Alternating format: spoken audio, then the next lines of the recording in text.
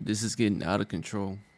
Question. What do Kevin Durant, LeBron James, Anthony Davis, LaMelo Ball, Luka Doncic, Cade Cunningham, Tyrese Halliburton, Anthony Edwards, Karl Anthony Towns, Zion Williamson, and these 78 other players have in common? Buckets. I'll give you a second to think about it. There's a lot of guys here, different teams and situations. It's injuries. All 88 of these players are either out or day to day due to injuries. NBA players 78 out of like 320, 350. That's a big ass percentage. That's a big ass. Wait, hold up. My fault blowing the air. I thought my mic was just can't stay healthy. And no longer is it just the notoriously injury-prone players being Nah, that was crazy. That was crazy. We never seen nothing like that before. Headlined, it seems like no one can avoid both small and severe injuries. And the weirdest part is that no one can figure out why. It's so crazy. But yeah. YouTube was good. YouTube, it's your boy Johnny Finesse. Welcome back to the channel, and today we have another Jimmy Highroller. If you're new to the channel and haven't subbed yet, make sure you hit that sub button. We do reactions. We also play games on this channel, so make sure I hit that sub button. Make sure I hit that thumbs up button. And with that being said, let's get into it. Today's video is brought to you by SeatGeek. No, it ain't. At 40 years old, Michael managed to play all 82 regular season games that year. Look, you're forced. It's a players' league now. It's a players' league. You feel me? Players are getting away. I wouldn't say they're getting away with a lot of stuff, but it's really a players' league. Like, they're more free. Like, players can do a lot more stuff now. Like, it's crazy.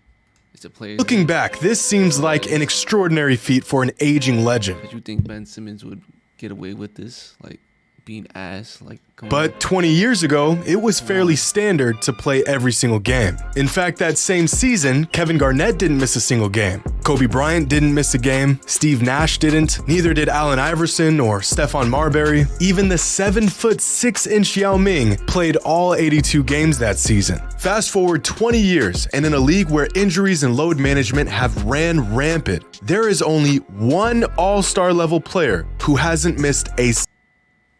That's crazy. And we don't give a fuck about Julius Randle. We don't care about him, sadly.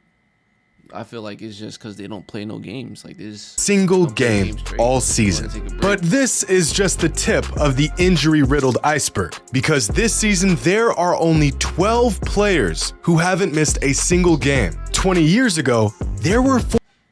That's crazy though. Like, you see how many people miss a game and then get injured? 46 players who didn't miss a single game all season. What's going on here? Why can't NBA players stay on the court? With advancements in training, nutrition, recovery, the amount of money these players are spending on their bodies, the world-class facilities and staff to keep them in impeccable condition, how are these players incapable of staying healthy? Well, we have some theories, but I'm not sure if anyone has an answer. There are currently 88 players throughout the NBA listed as out or day-to-day due to injuries. That is 20% of the entire league sidelined because of injuries. Over the last week, videos have surfaced from around the league of multiple players getting injured in the middle of their pre-game warm-ups, which has only shined an even brighter light on this issue that has been getting worse and worse each season. It's mostly just ankles. It's mostly just ankles. It might be the shoes. It might be the shoes, y'all. It just might be the shoes, man.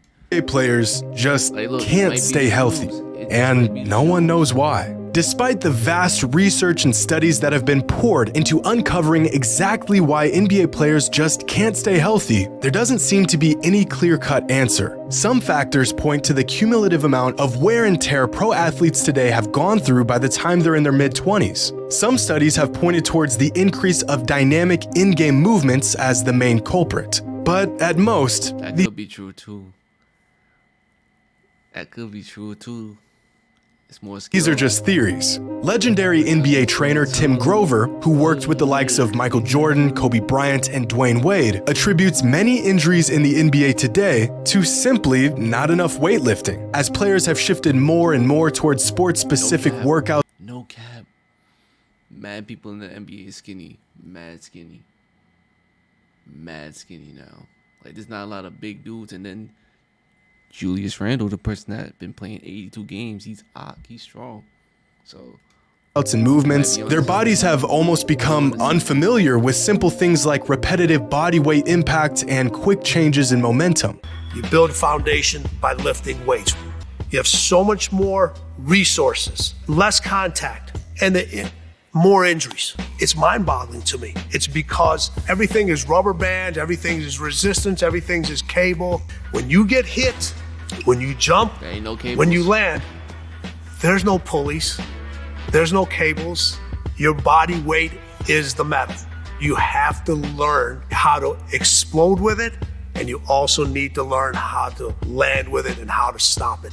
And that's what metal does. It teaches you to lift it, but it also teaches you to put it down. Accelerate and decelerate. Grover also speculates that it's not what the players are doing today that leads them to injuries, it's what they've done in the past. In an article published by Sports Illustrated back in 2014, Grover explains, players aren't sustaining these injuries because of the games they're playing, they're getting these injuries because of the number of practices and games they've already played. Hundreds of games, thousands of hours since they were old enough to pick up a ball. Pee-wee, youth league, summer camps, travel teams, AAU, high school, college. A relentless schedule of games, practice, travel, and training, sometimes for multiple teams and leagues, with multiple trainers and programs. No time to play or train for other sports. End result, the same muscles, ligaments, tendons, and joints are used over and over again in the same direction, the same angles, the same motions. What piece of machinery doesn't eventually give out from repeated use over many years? At some point, the body just says,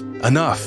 Now, this theory of players putting far too many miles on their body by the time they reach the pros seems to be one of the more popular and accepted theory on these injuries. Another solid explanation for the rise of injuries around the league says the answer can be found in how the game is played today in contrast to how it was played in the past. 3 decades ago, the game wasn't nearly as spaced out as it is today. A more compact court means less ground to cover, less cuts, less movement, and less opportunity to get hurt. Instead of chasing shooters around for 48 minutes, offenses were usually played from the inside Kirby get injured on his ankles because he be running everywhere. out. So defense was focused in the trenches, around the basket, where you might bang Alright.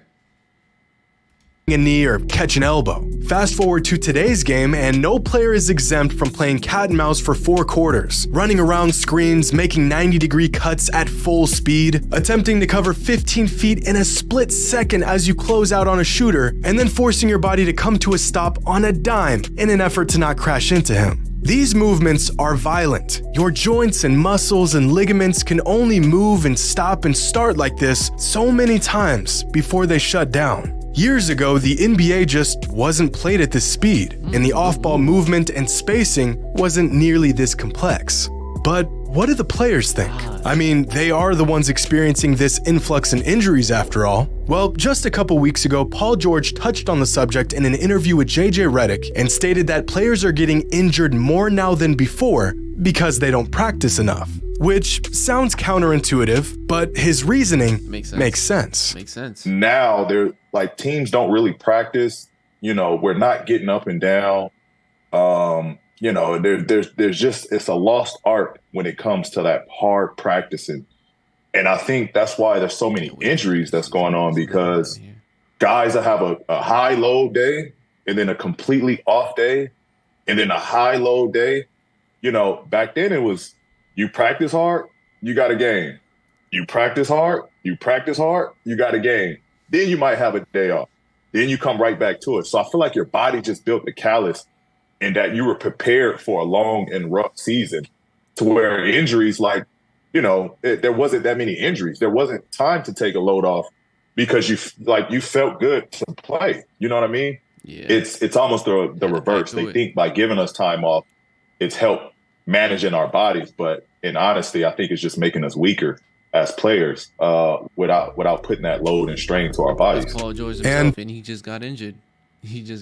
Paul George might be correct, but the increase of players who simply cannot stay on the court is a steady trend that's been going on for decades now. Back in 2000, Dr. Chad Starkey of Northeastern University conducted a study on the rate of injuries throughout the NBA, dating from 1989 to 1997. His study found that in that 10-year span, there was a 12.4% increase in it's crazy because when I see stuff like this, when they talk about the future and the projection of things going, and it actually happened, that shit is always crazy to me, no cap.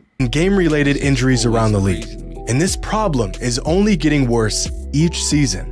Not too long ago, if a player was consistently missing 10 games or more in a season, they were considered injury-prone. They were unreliable. Now playing 70 games or less in a season is considered the norm. In fact, if a high-caliber player isn't missing double-digit games in a season, most people think he's going to be burned out before the playoffs even begin. Just look at this year's All-Stars and how many games they've missed so far this season.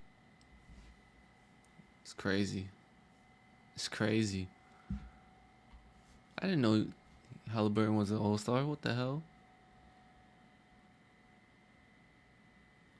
There are currently 18 All-Stars who have already missed double-digit games this season, which may not sound like much, but 20 years ago, out of the entire NBA All-Star roster, only 3 players missed double-digit games throughout the entire season. This is absurd. And right about now, some of you may be thinking, well, a lot of those games were missed due to load. Hey, hold up. This is probably like the best year of basketball, probably. Because he keeps talking about this year. And it's like, damn, there is a lot of nice niggas. A lot management. Nice. But the whole purpose of load management is to reduce the risk of injury. So if not for load management, there's a good chance that these numbers could be even higher. But despite this, the NBA has moved mountains to try and preserve their players' health. The league has reduced the number of back-to-back games, they've trimmed down the travel times, they've adjusted multiple defensive rules to help protect their players from... And it's like, they did all of that, and it's like, it's not better. Getting hurt, and they've practically turned a blind eye to load management taking place around the league. Boy been doing that for years, collecting millions, sitting on the bench. He got injured, tripped. He tore his ACL in the crib. And all of this with advancements in shoe technology, training, and recovery. And one could only wonder how players in the past could possibly stay healthy when players in today's NBA seem to be breaking down more often than ever before. Oh my well, God, I think it boils down to 2 relatively simple factors: mileage and the evolution of the game.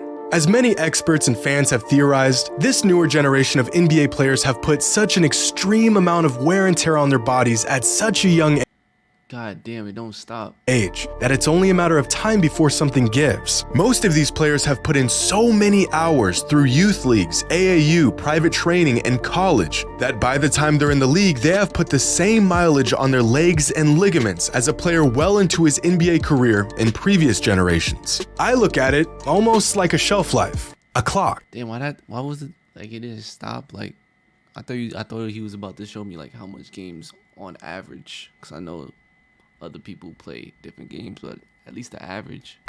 Every athlete has a shelf life for their athletic career. For some, it could be 30 years. For others, it could be 10. But once you start training and playing at a high level, the clock starts. Now, there's ways you can prolong this clock, like proper nutrition and training, but there's also ways to speed up this clock, like overuse and chronic injury. And eventually, when this clock times out, there's really nothing you can do to go back. From that point on, every move you make will be at the risk of injury. NBA players today not only started their clocks much sooner than players in the past, but they are also constantly speeding up their clock with nagging and sometimes even severe injuries. And as we stated before, the second and most overlooked aspect of this whole thing is the evolution of the game. At the NBA level, basketball is played so fast and so hard with so many violent cuts and redirections and weird, awkward movements that even the best athletes in the world can only take so much.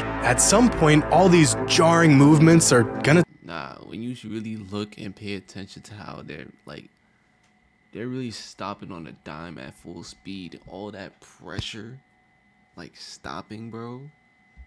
And they mad tall, so that take a toll. The game has slowly evolved from straight lines and 94 feet of simple one-motion actions to very complex, side-to-side, straining, aching, injury-inducing movements. And it's clear that no amount of load managing or training or improvements in technology can prevent it. I don't know what the solution is, and quite honestly, I don't think anyone does. These players are designed to play this game, but the game may not be designed for them anymore.